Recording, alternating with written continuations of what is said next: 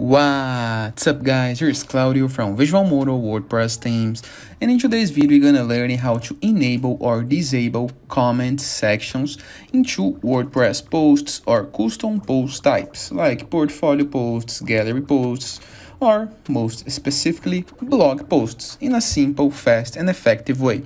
So here we have on our blog website a post with some comments on it. If you are not logged to WordPress, you can see a field, so you can type your first name, your email, and your website among the comments, so you can post one. But if you are logged, just the comment field. If you go to edit the post and are using Gutenberg, you can have a look at the right sidebar of features and click on Discussion tab. Here in the Discussion tab, you can see option to allow comments. This one is marked, so people can comment to this post.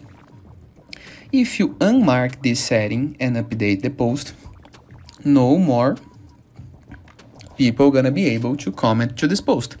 But how to do that when you are starting a new blog and you do not want people to comment on your posts? There's a lot of big portals that already do that to avoid confusions and conflicts, for example. In the full post settings, you can see this one, that is the most important one, to allow people to submit comments in new posts. This will not affect the old posts. And as you have noticed previously, you can edit the post specifically to accept or not. But this is more like a global setting.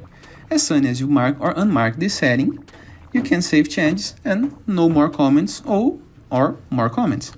In other comment settings, you can select other things like automatically close comments in posts older than 20 days, for example. So after 20 days that you have published your content, no more comments gonna be allowed.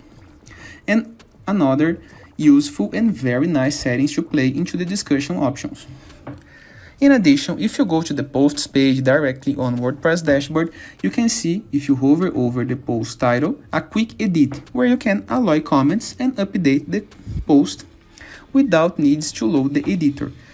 Same for custom post type. And it is. I hope you guys enjoyed this video. Feel free to use the comment section below in the case that you have any question.